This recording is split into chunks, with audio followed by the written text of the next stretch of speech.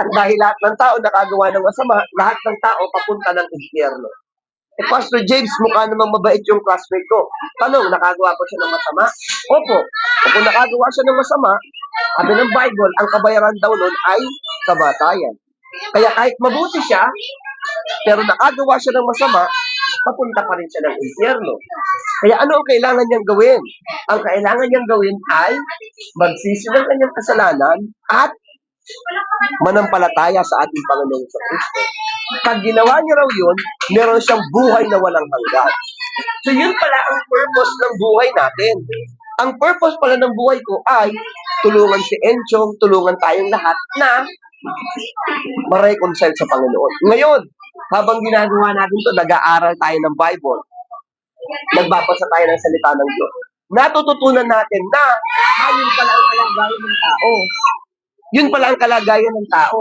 Lahat pala ng tao, sabi ng Bible, nagkasala. Dahil lahat ng tao nagkasala, lahat ng tao papunta ng impyerno. Yun ang destiny ng tao. Tama, ang tao pa naman, ang gusto nila, deserve. Diba? #deserve.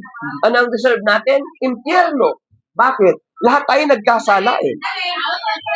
Yun ang deserve natin. Kaya ang sabi ni Apostle Paul, ako na kay Kristo na, dapat bago na ang buhay ko. Ano nga yung itsura ng bagong buhay? Hindi lang siya basta tumigil sa paggawa ng kalokohan. Ang itsura ng buhay na binago ay tumutulong ka na ngayon na ma-reconcile yung ibang tao papalapit sa Diyos. At para magawa mo yun, meron kang message of reconciliation. Ano yung message of reconciliation? Yung binanggit ko kanina. Ang tao, lahat ng tao nagkasala. Dahil lahat ng tao nagkasala, lahat tayo papunta ng impyerno. Anong ginawa ng Diyos? Ang sabi ng Bible, pumunta dito si Jesucristo, namatay sa krus ng Kalbaryo para bayaran yung ating kasalanan. Anong kailangan natin gawin? Manampalataya tayo kay Kristo. Na siya ay namatay sa krus para bayaran ng ating mga kasalanan, inilibing, at pagkatapos ng 3 araw, siya ay muling nabuhay. So ngayon, anong gagawin natin, Enchong? Anong gagawin natin yan, Kuting? Anong gagawin natin yan, Enjoy? Anong gagawin natin, Princess? Ang sabi ni Apostle Paul, dapat daw, yung mga tropa natin, reconcile natin kay Lord. Amen? Yung mga kalaro natin, yung mga tropa natin, lahat sila hiwalay sa Diyos. So ano ang gagawin natin?